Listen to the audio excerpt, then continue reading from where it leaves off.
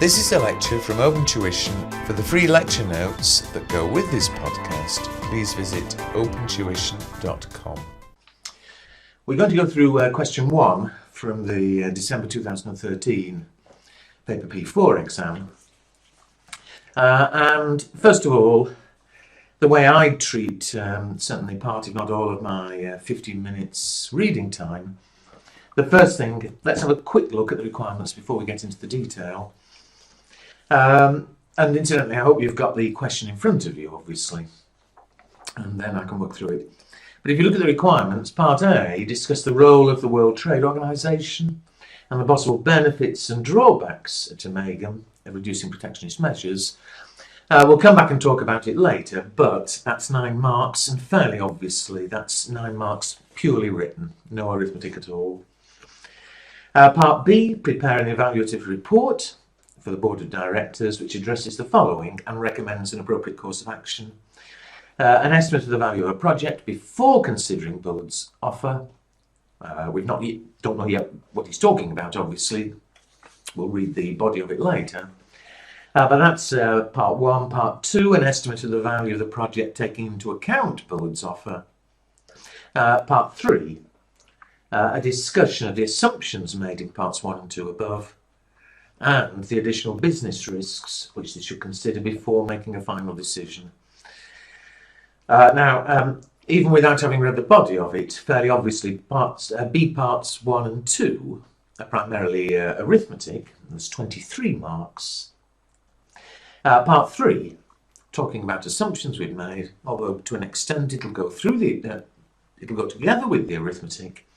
That really, again, is 14 marks purely writing.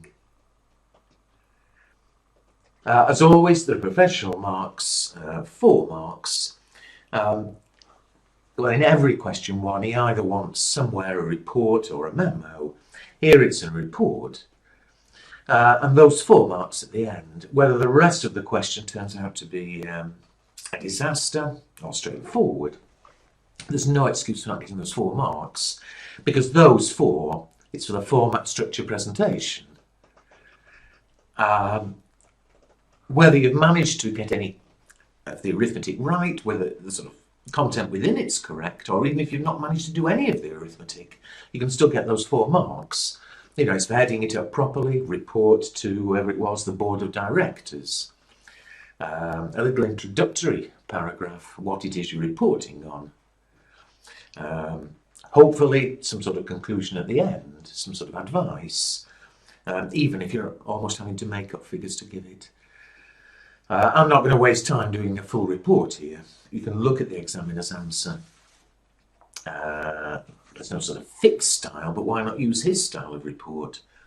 Have a check how he's headed it up and so on, because those 4 marks are easy. Sorry, going on a bit here, but still, just generally. Given there's 4 marks for the report, that Part A is 9 marks written, and that B Part 3, talking about assumptions, again is written, you've a total there, the written marks come to what, 1827 out of 50? And so although it's the calculations that everybody likes to get into, and that obviously I am going to go through and stand to take the time, even so, even if you get the calculations 100% correct, which will quite honestly be impossible, that's still only 23 marks. You've got to have left time and given some thought to doing a reasonably good written if you're going to get pass marks. You know, you're aiming to get your 50%, 25 marks. If you can get 25 marks here reasonably efficiently, reasonably quickly, then from then on, in a sense, anything extra is almost a bonus mark. Once you've got your 25, you are passing it. Finally, having read the requirements, I know basically where we're going, just look at the body of the question. You know, in your 15 minutes, start reading the detail, but look at the way he structures it. And the examiner is very generous, or helpful is perhaps a better word. But running down fairly quickly, it says on page 1 of the question, since becoming independent 20 years ago, the country of MAGAM has adopted protectionist measures It's made it difficult for multinational companies to trade there. Recently, after discussions with the World Trade Organization, it seems likely they'll reduce protectionist measures significantly. Well, that bit, having read the requirements, that bit obviously refers to Part A. We're coming back shortly where he wants a discussion. It then goes on to say that Chimura, or however you pronounce it, is considering a project to set up a manufacturing base in Meghem. An initial investigation was $500,000. Towards the end of that second paragraph, an early entry will give them advantage over competitors for a period of 5 years, after which it'll cease. It's a foreign country. Meghem's currency is the peso. Trading at 72 per dollar. Tells us what the investments will be needed in machinery and whatever. Fourth paragraph, we need some working capital. The next bit tells us how many batches of whatever it is we're selling. Details of selling price.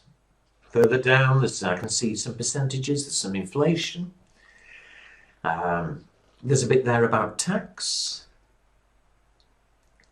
And a bit there about the cost of capital.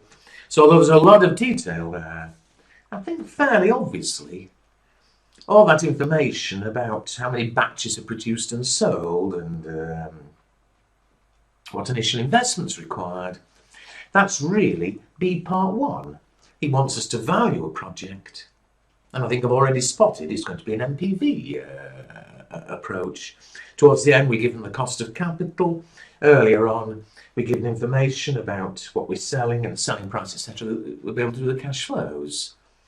But all of that junk is B part 1. But then right at the bottom of the first page, recently Bullard offered Chimura the option to sell the entire project for $28 million at the start of year 3. Chimura will make the decision of whether or not to sell the project. Well, that surely is B part 2. B part 1, it said what's the value of the project before considering the offer. B part 2, what's the value taking account of the offer. Well, that's that bit at the bottom. So we can split, as we're going through shortly, each bit, we can split the question as to which bits are relevant. Finally, and then I will shut up and get into it, but finally, during the reading and preparation time, it's the middle bit where we're given all the information about batches produced and sold, what the selling price is. It's expected that costs relating to the production and sale of each batch will increase by 10%, but the selling price only by 5%, and so on. That's where the detail is. And there is a danger, as you're rushing, when we actually start the question, that you start in a hurry, you start missing things. And so as I was reading through the body in the preparation time, I would be underlining or highlighting the little bits of information like current selling price, like the relevant inflation and so on. Anyway, it took me a fair bit of time, but I think the approach is important. Always look at the requirements first. When you know vaguely what it is we're after, then start looking at the detail. All right, now part A of the question, I'm not going to go through in great detail. I'm not going to write down an answer on the screen. It says, discuss the role of the World Trade Organization, the possible benefits and drawbacks to Meghem of reducing protectionist measures. For me to write it all down would be a bit silly. I mean, you've got the examiner's answer, and his answer is great. Remember, the examiner always writes more than he expects. He knows people will learn from it. But at the same time, reading his answers is the best way of learning or revising this sort of thing. Because although he writes more than he expects you to write, at the same time he tends to be less than having to read pages and pages in a textbook.